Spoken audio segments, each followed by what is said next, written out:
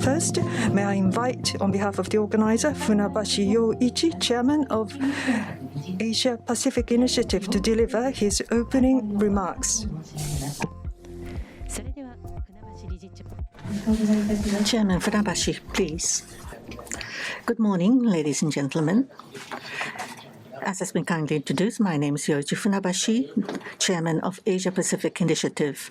I would like to thank all of you for attending this seminar, despite today being a Saturday.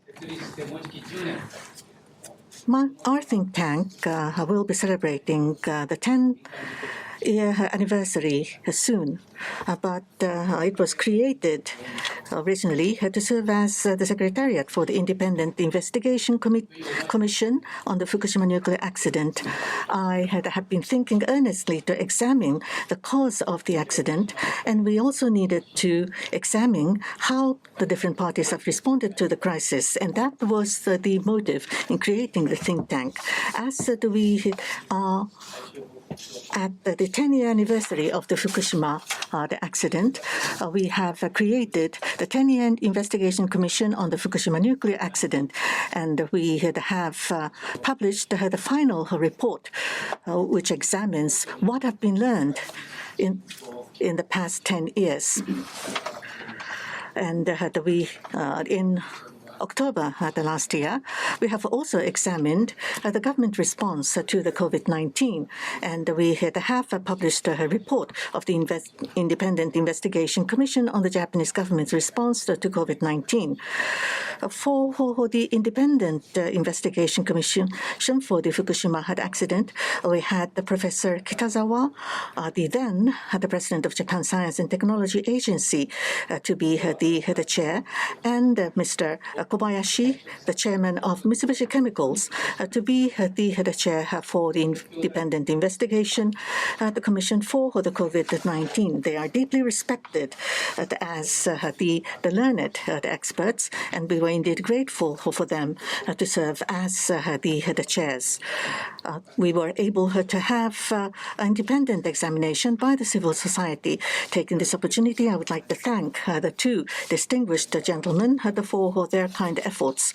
Today, we would like to place these two reports at the center, and we will have Professor Suzuki of Tokyo University, who served as a chair, and Mr. Shiozaki, the attorney at law at Nagashima Ono, and Tsunematsu, the partner, being the co-chief examiner, to explain to us the outlining points.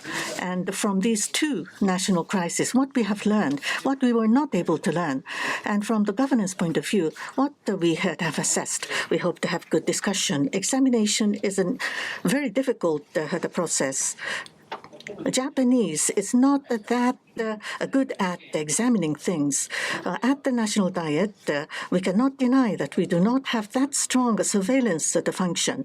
When the sarin gas the incident happened in March 1995, whereas the U.S. Congress has held a public hearing taking this as a warning for biological weapon terrorism, the government of Japan and neither the Diet have established any examination at the committee.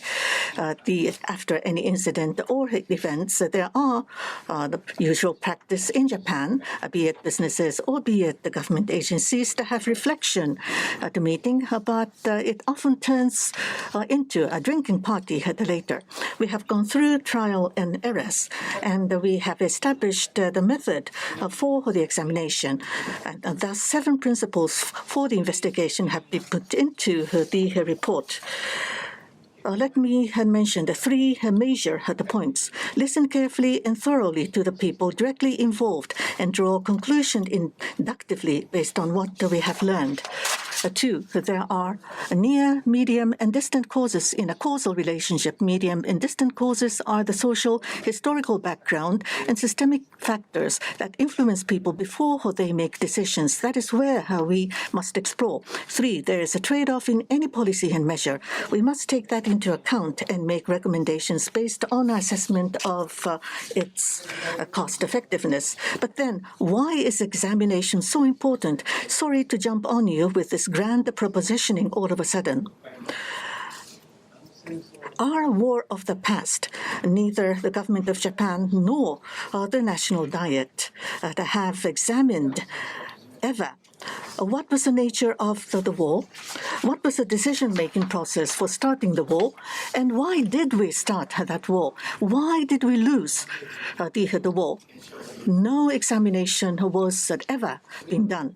During the occupation period, because of the general headquarters of the Allied forces, the government of Japan on its own was not able to investigate nor examine, perhaps. But after the independence, why did the National Diet, the session for the first time, hold a public hearing? I have always questioned and reflected upon this. At a national crisis, we need to examine how the government has prepared and responded. We need to learn lessons from that experience. And we need to have the National Diet to have oversight of the function. I aspire to create such democratic society for this country. For the Fukushima accident, the Independent Investigation Commission was the first to publish its report. The National Diet Investigation Commission, Government Investigation Committee, Atomic Energy Society Investigation Committee, and other several committees that have come up with a report later.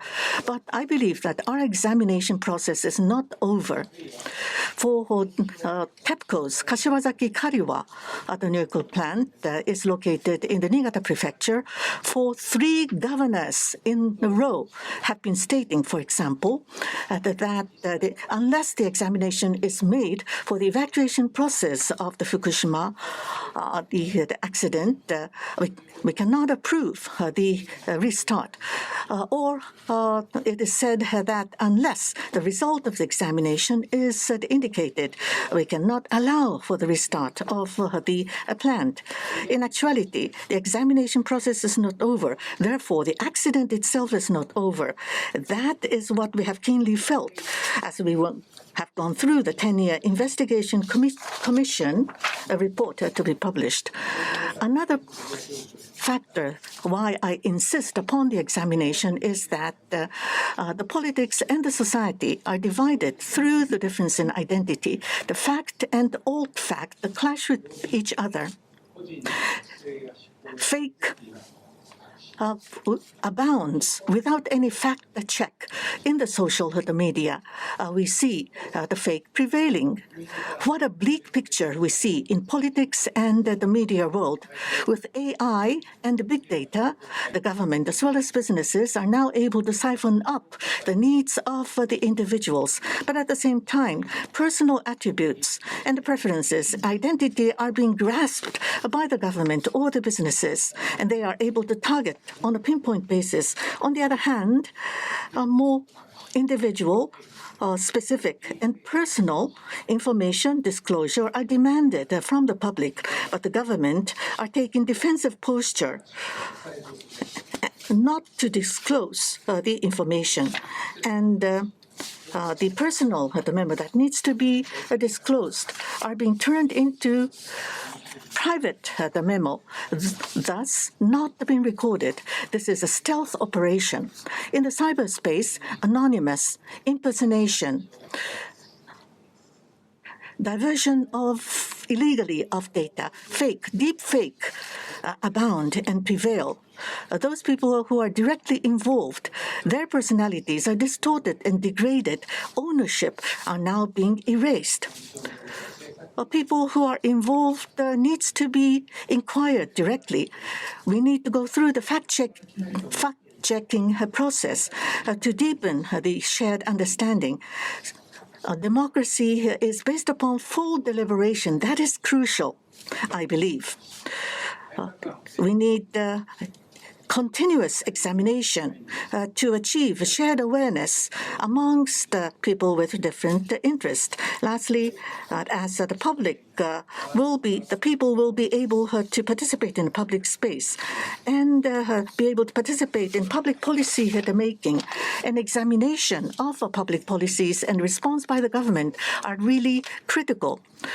By examining the public policies, we will be able to have a rich layer of the intellectual infrastructure for the policy the research, those who are working in the government and those who aspire to work in the government. We need to enhance their policy creation capability, to examine the response by the government and to learn the lessons and make recommendations. I hope that we will be able to have overall optimization, a solution to be sought, not partial optimum solution. API would like to serve as a hub for this process. Although it is at a virtual basis, I'm not really able to see you or hear you directly, but I hope that you will be able to stay on until the end. Thank you.